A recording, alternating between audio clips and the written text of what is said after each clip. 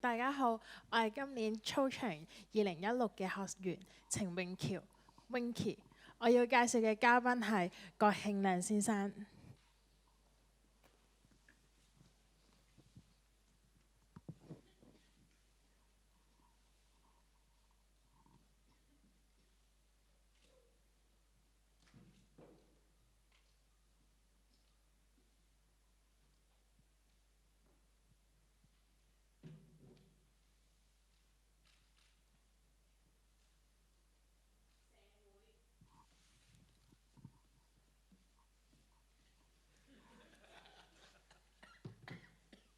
社會、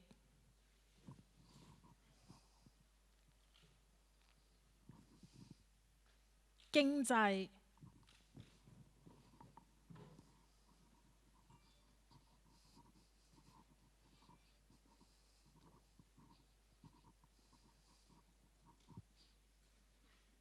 文化、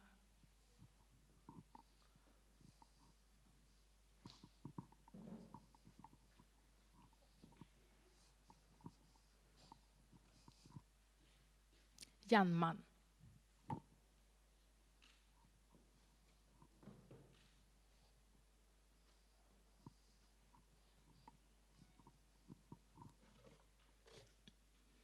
發聲。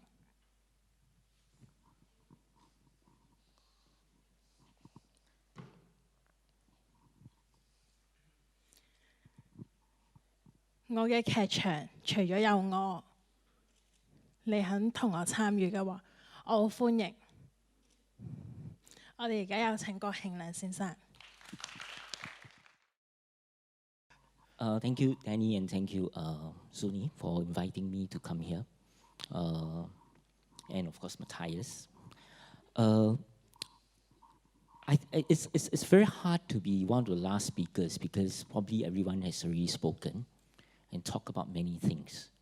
So if you do find what I say seems to sort of repeat what other people say, bear with me, except maybe I have a Singaporean accent.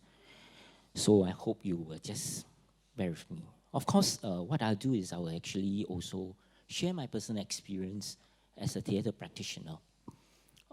As you would know that actually, some of you would know that I'm actually a member of parliament, a nominated member of parliament in Singapore, where then I realized that I actually have a different platform now, where beside the theatre where I work in, I realized that the chamber, the parliamentary chamber, became the other theatre that I have to work in. So I may talk about it or not, you know, it really depends on how this conversation goes. So I will come to that point when it comes to. However, I have to say that over the last 2 days, when you hear everyone speaking, a few topics keep coming back, and it keeps resonating with me. I mean, showing that in the end, that we are actually all global citizens, and we're not just people who live in an isolated world.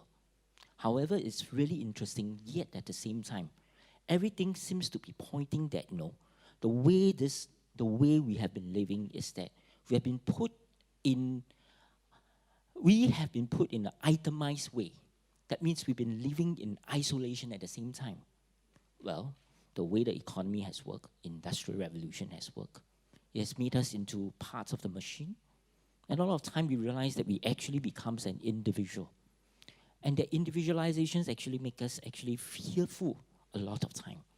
So the alienation makes you feel that you're the only one who's facing the world and you feel really helpless.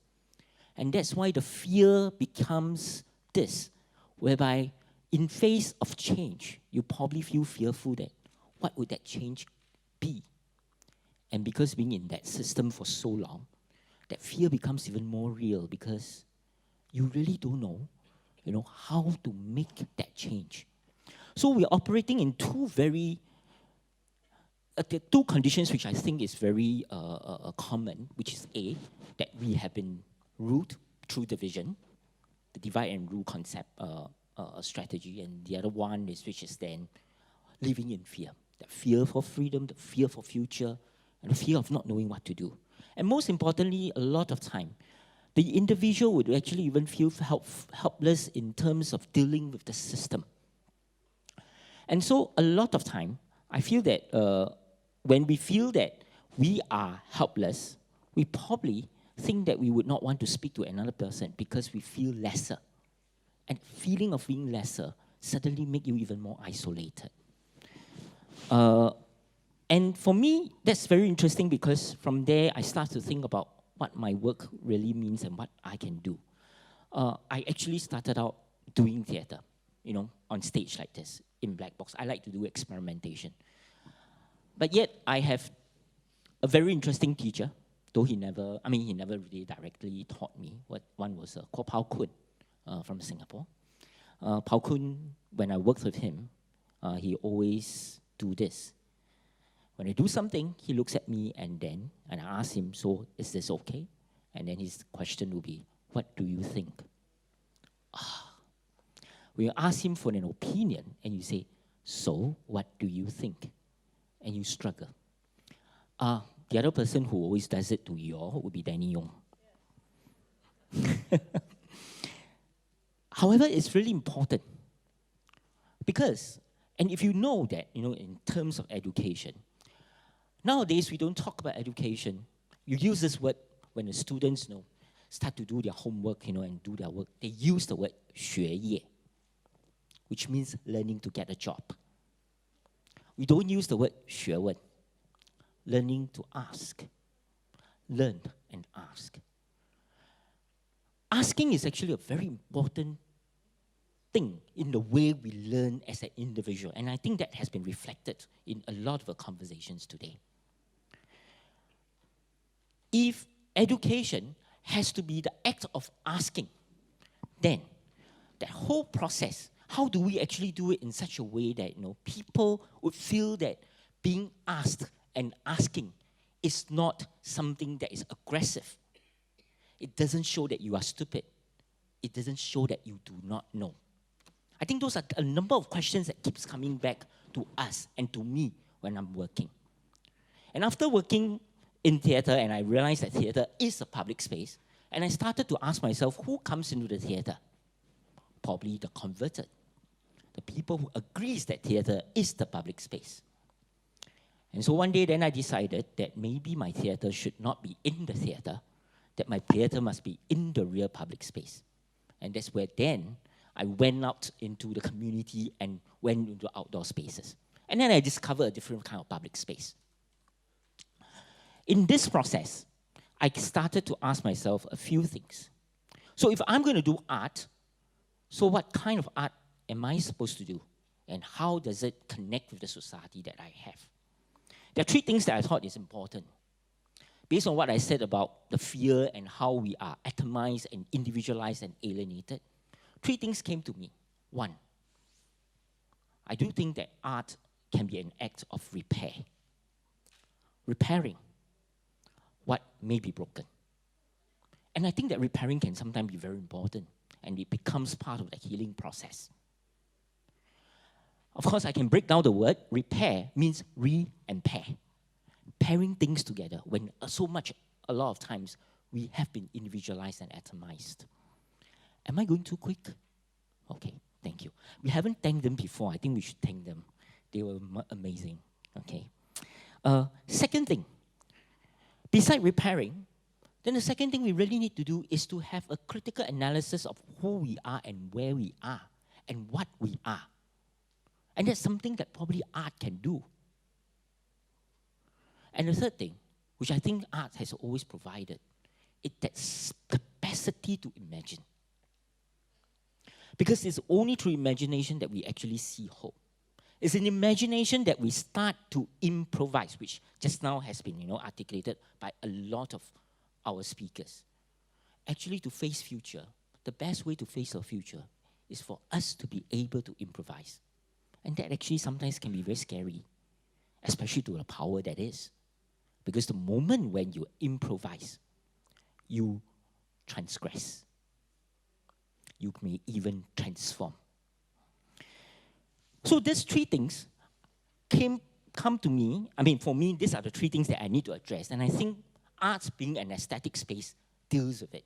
What is an aesthetic space? It's pentadimensional, 5 dimensions. The dimension of us being in it, our thoughts, our feelings, our body, It includes two other spaces which are so important. One, memory. And the second, which is the imagination.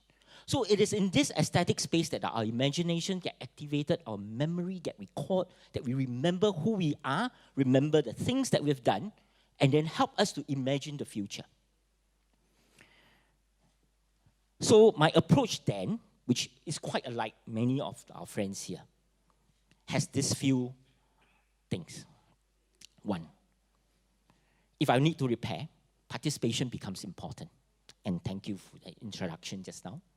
Participation became then one of the strategies that I use. And the participation, I would say that it helps to build relationship. However, it is also very important that every time when we talk about relationship, it's not just about you and me. But this relationship is just not about between people, but me and the system. Institution, me and institution. Institution and institution. And of course, between, that crosses different kind of discipline, as well as crosses different kind of culture. And that kind of participation is important because it opens up that white space that allows interculture to happen. And every time we talk about intercultural, dialogue, I always ask one thing for myself is, did I create an empty white space for that to happen? Because if we enter intercultural dialogue, thinking about the culture that I have and not opening up a space, the dialogue would not have happened. So participation becomes important for me. The second thing that I do is actually space and place. My experience in the parliament tells me that, if I stand in the parliament chamber and I argue with the government of might, I probably won't go very far. And I realized that actually in the parliament there's another room, which is called the members' room. That's where sometimes you will complain that you never see your member of parliament, that's in Singapore, inside the parliament. But we are actually inside the members' room. That's where we actually created many different spaces where we actually had a lot of negotiations, discussion. Before, so that we understood where we are from. We know where we agree to agree and where we agree to disagree. And when we go into the parliament, it's very clear where we come from, and that actually helps us a lot in a lot of negotiation. Sometimes it works, sometimes it doesn't work, but you need to create a lot of this space. Because if you want to have participation and if you want to have critical dialogue, one thing we must have is we must feel safe to disagree. We must be okay to being disagreed. And a lot of time we feel uncomfortable when somebody disagree with you and argue with you. So creating that safe space becomes important.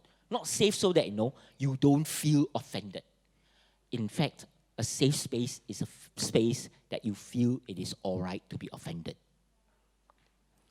And the third thing we must have, which is the time. And participatory, in my work, I will create a lot of pockets where I allow people to just sit to have conversations. And this goes back to one of the pedagogy, which is then the next thing, which is the pedagogy that I work a lot with, which is critical pedagogy that has these few things. First, finding the problem posing through asking. Then, the other two things is action and reflection. That's where we go back to this topic of experiment and experience. Theatre is actually a lot of time a kind of rehearsal of possibilities. And that's putting it into action, at least in a safe space. But that's not enough, because after that, you actually need reflection.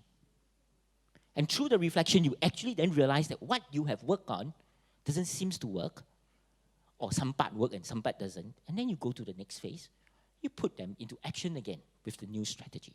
So this iterative process is so important that it helps us to learn in the process so that we are not just someone who asks for change, but we are a reflective thinker and someone who activates. In fact, one of my teachers would say, people who act without reflecting dies on the streets.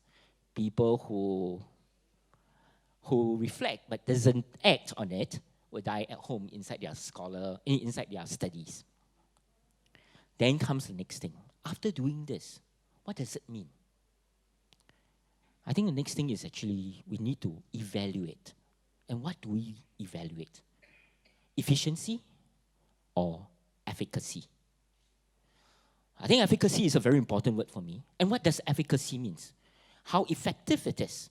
How much reach it does. Does it mean I reach to 5 or 10? You know, some work that we do, actually you only work with 5 to 10. But that is not all that you do, because if we go back to what I said just now, that the work that we do is not just about yourself, but about the system. So then, the work that you do, we need to start to critique and ask, what is the kind of network that we've built through that kind of participatory art that not only about you and the people you're working with, but the different stakeholders. And the different stakeholders may mean building the kind of conversations that happen between you and the public and the institution and institution. And a lot of time you realize that institutions are not speaking to institutions. And that's where then we, a lot of time, becomes the agent, the intermediary agent that allows such institution to converse and dialogue. And of course, all in all, I would say that then what do we do, even as artists in this case? I like a word that, a Malay word for this, which is called pengganggu. It means a disturber, someone who makes things and disturbs things. I don't think artists can come up with solutions all the time. But what I always find interesting with artists is that we are so sensitive that a lot of time we are able to sort of have a view of a bit of the future. And the anxiety is so important that we want to put them out to work. And we put them out. But importantly, I think as an artist, because we must be reflective, we do not stop at that moment, but we keep going on. And the intercultural, interdisciplinary dialogue, creating that white space is what we as artists have to do. And with that, I just end here. Thank you. Thank you. Thank you.